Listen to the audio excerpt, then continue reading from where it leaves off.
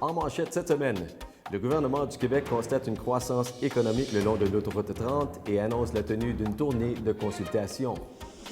En studio, nous rencontrons le représentant de l'une des entreprises finalistes du championnat du monde de la bière de Munich, Patrice Schoon.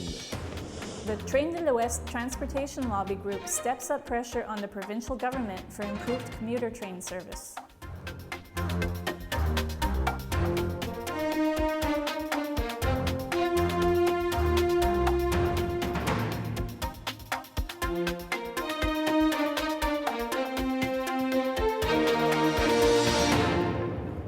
Bonjour et bienvenue à l'hebdo régional bilingue de Vaudreuil-Soulanges. Bonjour Carmen. Hi Marty. Welcome to the weekly bilingual news broadcast for Vaudreuil-Soulanges. Marty, are we seeing signs that the completion of Autoroute 30 has boosted economic activity in the Montérégie? Oui, en effet, Carmen, la région de Vaudreuil-Soulanges est une plaque tournante du transport commercial au Canada. Selon la MRC de Vaudreuil-Soulanges, 78 du commerce avec l'ouest du Canada et les États-Unis traversent notre région. So hopefully that means we can get more jobs and growth in the economy in the region for years to come. Oui, et nous allons aussi avoir des visites de plus en plus fréquentes des ministres du gouvernement du Québec.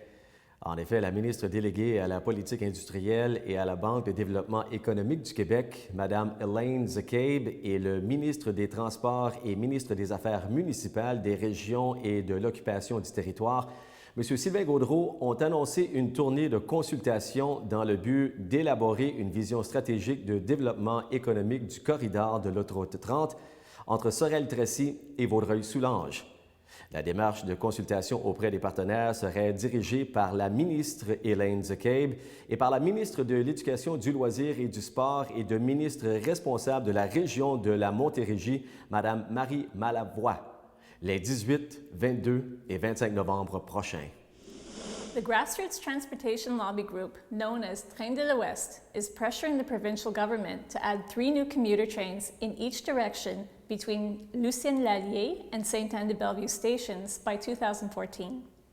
As plans for major construction proceed on the Dorval Circle and Turcotte Interchange, they say that the reserved bus lanes are not the only viable solution for West Island residents. Train de l'Ouest members organized their pressure campaign shortly after the PQ government announced an eastward extension of Montreal's metro system out to Anjou. 3 candidats se présentent à la mairie de Terrasse-Vaudreuil: Michel Bourdeau, Marlène Lapointe et la mairesse sortante Manon Trudel. Cette semaine, notre reporter stagiaire a rencontré M. Bourdeau et Mme Trudel. Alors, ma priorité avec ma nouvelle équipe qui va se présenter avec moi, c'est un plan de développement social durable. Donc, on veut planifier les 20-25 prochaines années à Terrasse-Vaudreuil au niveau des infrastructures qui doivent être faites, au niveau des loisirs, au niveau de l'environnement, au niveau des finances, et avoir une bonne vision de qu'est-ce qui doit être fait au niveau de la municipalité, puis qu'est-ce que les citoyens veulent qu'il soit apporté de mieux au niveau des besoins qui doivent être comblés au niveau de la municipalité. Au niveau de l'équipe Trudel, nous allons avoir 4 nouveaux candidats. M. Yves Brassard, Yves de Répentigny, Julien Leclerc, puis Anissa Benemar, qui vont se joindre à mon équipe pour les prochaines élections 2014. Donc, j'espère que les électeurs vont être en grand nombre pour voter pour nous, afin de pouvoir réaliser ce grand défi de bâtir une meilleure municipalité, mieux planifiée pour le bien des citoyens. Bonjour, je me présente Michel Bourdeau. Je me présente aux élections de Terrasse-Vaudreuil comme maire. Ça fait 7 ans que je suis conseiller municipal. J'ai appris beaucoup d'expérience. Ma famille elle reste toute à Terrasse-Vaudreuil, où pratiquement j'ai été élevé ici. Les priorités pour Terrasse-Vaudreuil, c'est la voie ferrée, il ne faut pas se le cacher. Ça va être un enjeu important. Il y a la relief aussi qui va être un enjeu important. Il faut garder le cap sur vraiment tout vérifier les comptes, les factures pour pas qu'il y ait de dépassement de coûts pour nos taxes. Il faut que les taxes soient le plus basses possible pour Terrasse-Vaudreuil. Ensuite, qu'est-ce qui est important, c'est les loisirs. Les loisirs, on a l'intention d'apporter des changements. Si je suis élu avec mon groupe, qui est le groupe Michel Bourdeau, nous allons innover dans les loisirs là, selon les budgets qu'on va avoir. Ensuite de ça, il y a les trains. Les trains, c'est très, très important. On voit ce qui est arrivé au lac Mégantic. On ne voudrait pas qu'il arrive la même chose à Terrasse-Vaudreuil. La sécurité civile, c'est important aussi. Présentement, on a commencé l'aqueduc sur la 7e avenue et le boulevard de l'Église. Il faut continuer aussi pour se mettre à date. Notre réseau est quand même assez vieillissant. La caserne, on a accepté un projet d'emprunt, un règlement d'emprunt. Puis, suite à ça, il va y avoir une tenue de livre. Puis après ça, on va pouvoir commencer à bâtir notre nouvelle caserne. C'est quand même assez important. De nos jours, la sécurité, c'est ce qui est le plus important. Suite à ça, je peux vous présenter mon équipe. Au siège numéro 1, j'ai Roger D'Antonio. Au siège numéro 2, j'ai Penny Boulian. Au siège numéro 3, j'ai Jean-Pierre Brazeau. Au siège numéro 4, j'ai David Beauregard-Paquin. Au siège numéro 5, j'ai Guy Jodoin. Et au siège numéro 6, j'ai Valérie Kirkman. 2 candidates are in the running for the mayoralty seat in Coteau-du-Lac. Current mayor and prefect for the MRC, Robert Sauvé, is being challenged in the mayoralty race by Guy Jasmine. Our journalists recently met with Mr. Sauvé and filed this report. Quelles sont vos priorités pour la ville si vous êtes élu? Okay. Dans un premier temps, c'est de poursuivre l'élan que connaît présentement la ville de Coteau-du-Lac. Je suis en place depuis maintenant 17 ans en tant que maire et je pense que tout le travail qui a été fait à date témoigne justement de la gestion que j'ai mis de l'avant au service de la population et d'augmenter la qualité de vie des citoyens sur notre territoire. Les objectifs que j'ai pour le prochain mandat, bien sûr, c'est d'aller de l'avant avec la revitalisation du noyau villageois. C'est une priorité pour nous. Tout refaire des infrastructures, c'est important. Et remousser l'économie, justement, du noyau villageois, de la rue principale.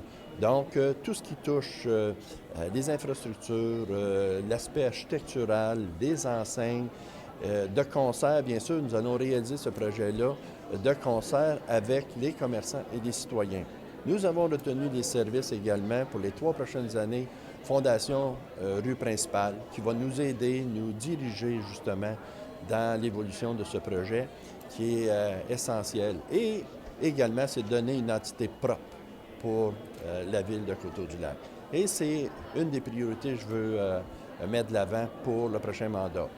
Deuxième priorité qui est très importante, stimuler l'économie. Si on veut contrôler le compte de taxes et s'assurer de maintenir un compte de taxes qui soit inférieur à la région, bien, il faut développer l'économie. Et pour ce faire, nous avons 3 secteurs importants à développer, le résidentiel, le commercial ainsi que l'industriel. Nous travaillerons de concertation également étroitement avec la firme Alta, qui est propriétaire du parc industriel de Coteau-du-Lac.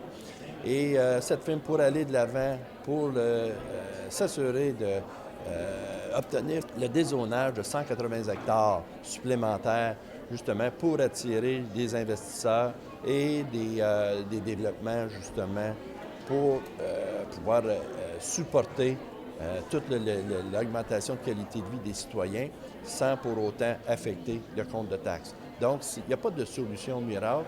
Il faut absolument développer l'économie si nous voulons rester justement parmi les villes enviées.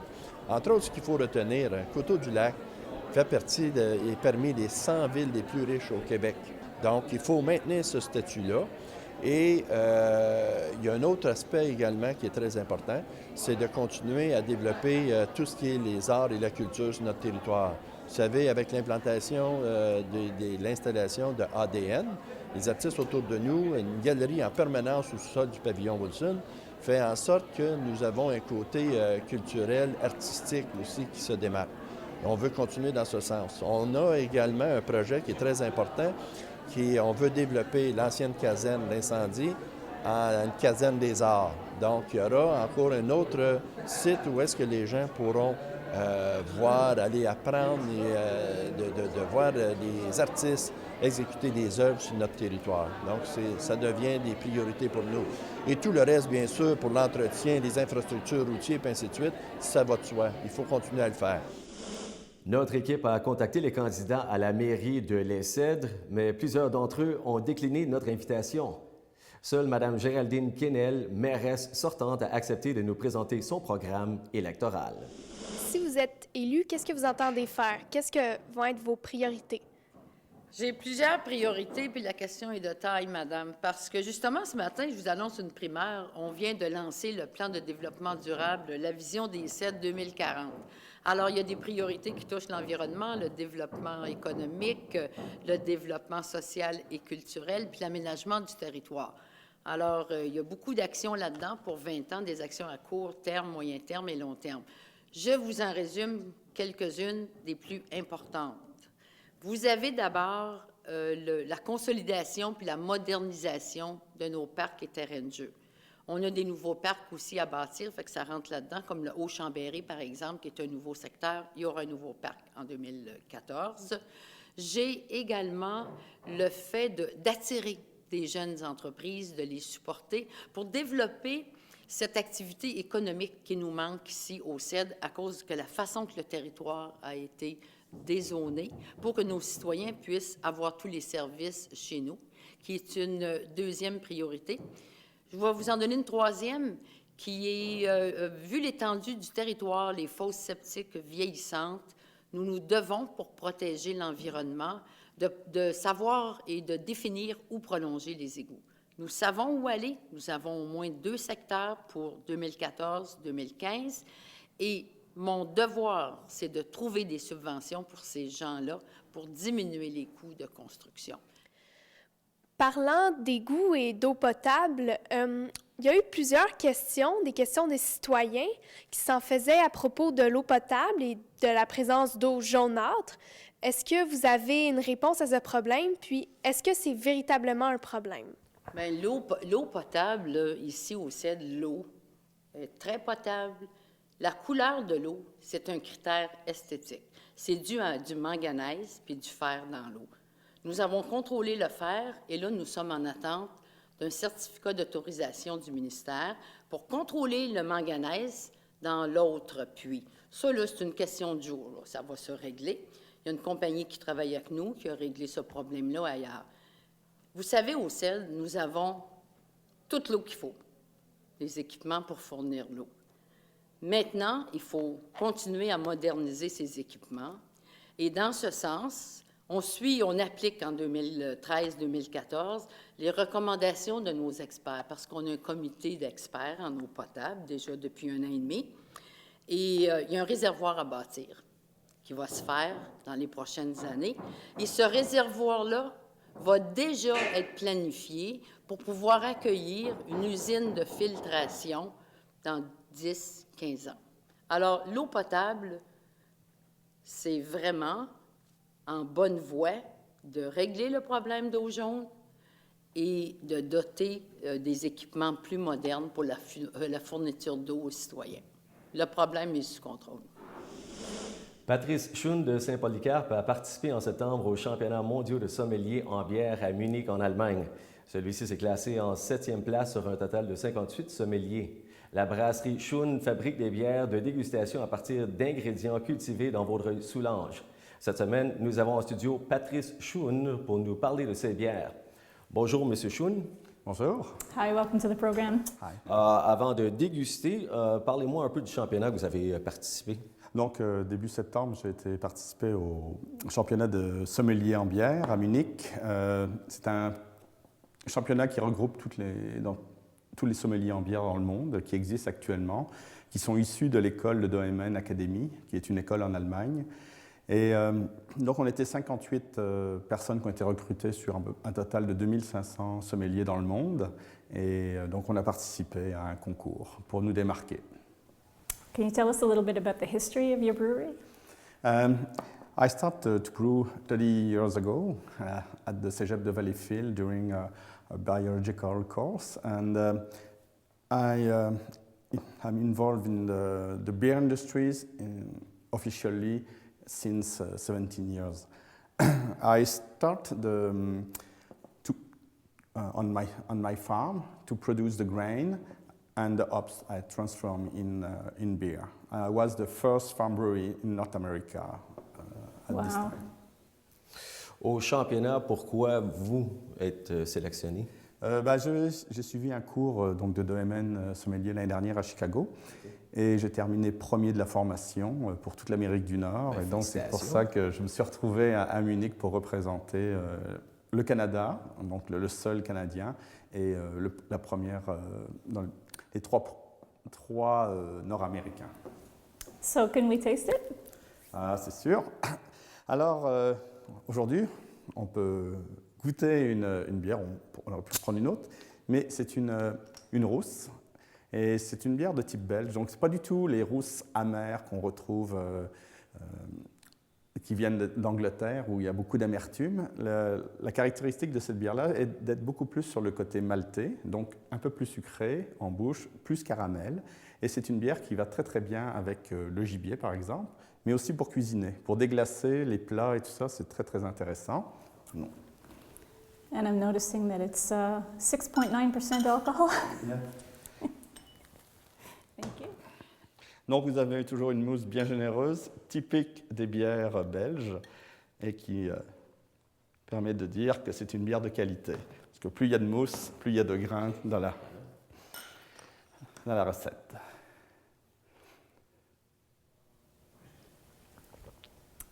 Wow. So where can we buy the product in the area? On peut retrouver les produits ici dans la région, au métro à Rigaud, les IGA à Saint-Lazare, le métro à Sainte-Zotique, IGA à Coteau-de-Lac, et dans plein de petits dépanneurs. On est vraiment bien soutenu par les dépanneurs de la région. Alors, félicitations de tout le succès. Un gros merci d'être passé aujourd'hui avec nous autres en studio. C'est moi qui vous remercie de l'invitation. À l'occasion du 100e anniversaire de naissance de Félix Leclerc, la maison Félix Leclerc organise un spectacle avec le pianiste et jazzman de renommée mondiale Oliver Jones. En studio, nous recevons M. Simon Bissonnette, directeur de la maison Félix Leclerc. Bonjour, M. Bissonnette, ça va bien? Ça va très bien, vous aussi? Mais oui, gros spectacle s'en vient. Premièrement, parlez-moi un peu de la maison Félix Leclerc. C'est comme son nom l'indique, la maison dans laquelle Félix a vécu jusqu'en 1967. Félix a passé 20 ans dans la région de Vaudreuil, dans notre belle région. Ici, au début de sa carrière, a produit ici beaucoup d'œuvres qu'on entend encore régulièrement, théâtre, musique.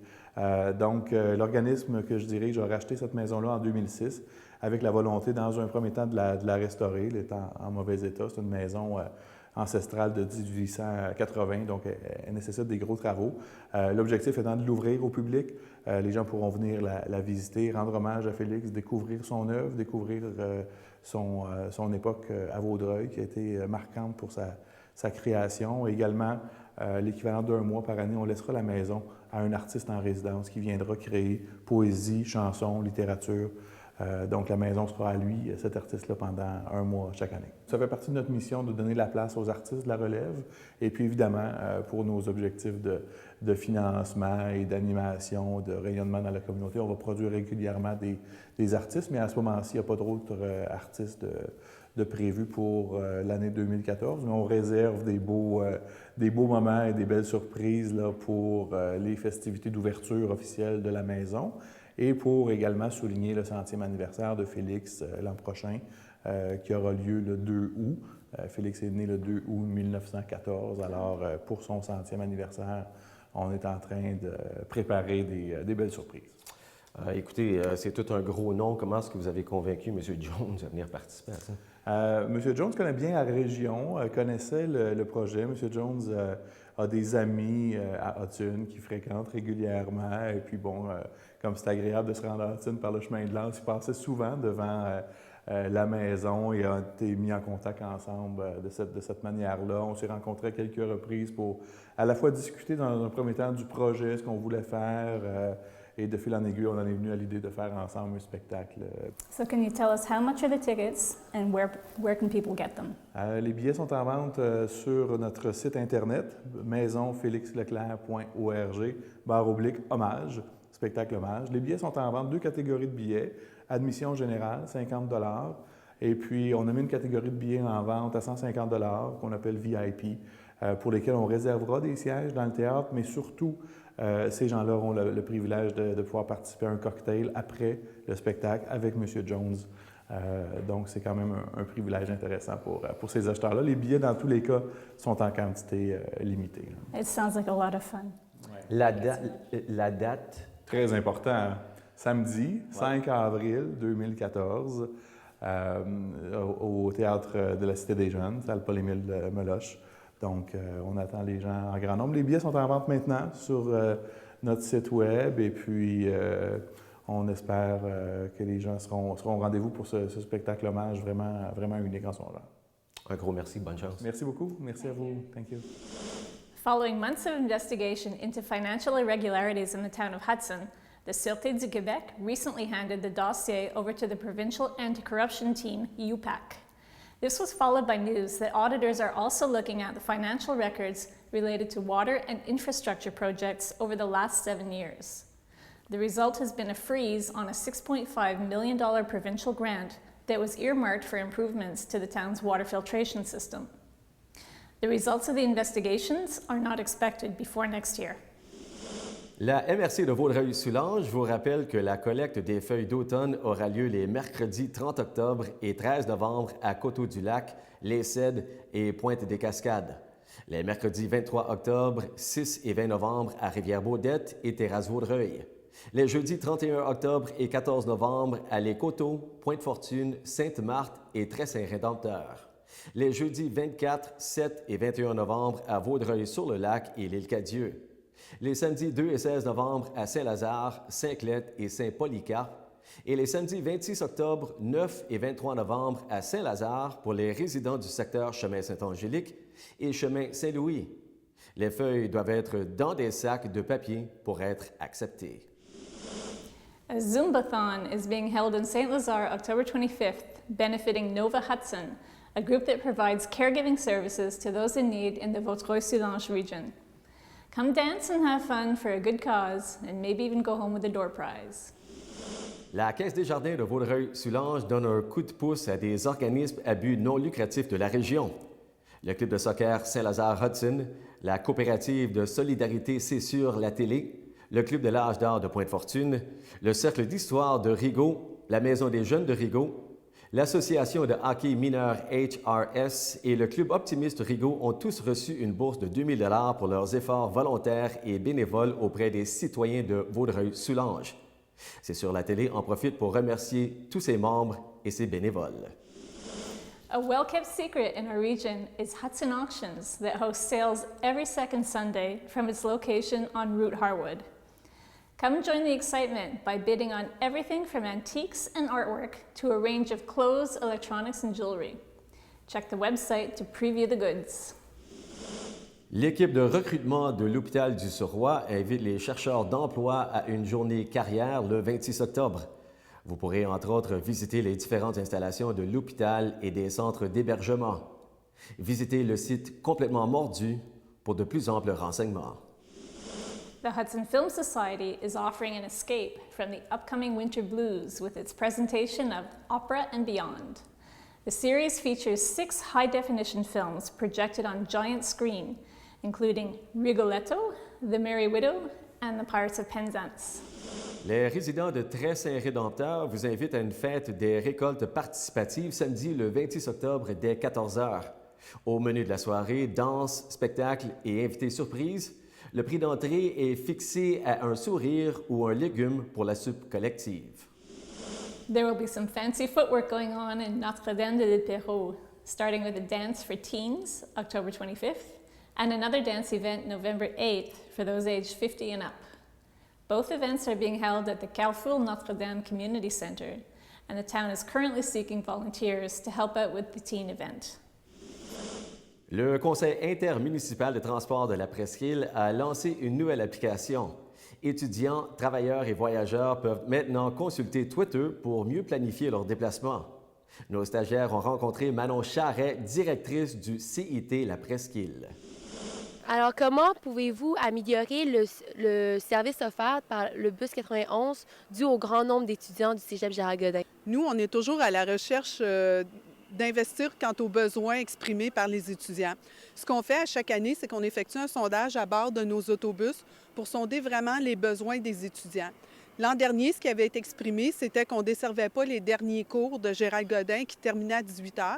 Donc, c'est pour ça qu'à la demande générale et aussi à la demande de la direction générale du Cégep, on a repoussé le dernier départ à 18h16 de Gérald-Godin. Cette année, avec les sondages à bord qui vont se dérouler à partir de la semaine prochaine, nous invitons les étudiants à faire part de tous les commentaires qui pourraient nous aider à vraiment bien cerner les besoins de cette clientèle-là. Ensuite, nous allons rédiger nos recommandations. Suite à l'analyse de ces sondages-là, nous allons transmettre ça à la direction générale du Cégep, qui ultimement devra prendre la décision si oui ou non ils veulent bonifier le service. Il faut comprendre que c'est le Cégep qui effectue la grande partie de la contribution financière pour ce service-là. Donc, c'est très important de comprendre que c'est le Cégep qui décide ultimement de si oui, on bonifie la desserte. Comment pouvons-nous savoir s'il y a un retard de train ou de bus? Nous invitons les gens à s'abonner à notre compte Twitter au @CIT La Presqu'île. Ce compte Twitter-là a été mis en place à la mi-août pour répondre aux besoins. On a beaucoup de congestion routière provoquée par les multiples travaux sur les autoroutes et nos réseaux locaux. Également, s'il y a des pannes d'autobus, s'il y a des intempéries, aussitôt qu'il y a un retard de plus de 10 minutes, on déclenche un message Twitter à nos usagers. Votre nouveau site Internet sera-t-il interactif? Oui, c'est un site interactif. Les gens vont pouvoir connaître notre réseau en consultant des cartes interactives. Ils vont pouvoir zoomer sur les circuits qui les intéressent. Et sur les circuits en question, on va pouvoir retrouver les principaux points d'intérêt et les agences de points de vente, le C3S, les écoles, les bibliothèques, ces choses-là. Également, on va avoir un site interactif au niveau gestion des déplacements, c'est-à-dire que les gens vont pouvoir le consulter pour établir leur itinéraire en 3 ou 4 étapes. Exemple, je pars de Saint-Lazare, je veux me rendre à Côte-Vertu. Vous allez pouvoir partir de Saint-Lazare, vous rendre à la gare de Vaudreuil dans un premier temps, premier déplacement. Et ensuite, le deuxième déplacement va vous permettre de partir de la gare de Vaudreuil, vous donner le choix des différents circuits. Vous allez choisir l'Express 40 pour vous rendre jusqu'au métro Côte-Vertu. Donc, c'est une première étape. Après ça, on vise dans quelques années, dans le futur, d'avoir un site Internet qui va pouvoir donner l'information en temps réel. Mais ça nécessite énormément d'investissement. Dans les prochaines années, on vise cet objectif-là. We're just getting updated with the new CIT Presqu'île Twitter account to find our transport route home. That's all for this week. Thanks for joining us and have a good week. Oups, excusez-moi, je suis après checker ça. C'est tout pour cette semaine. Merci bien et puis on se revoit la semaine prochaine. Carmen,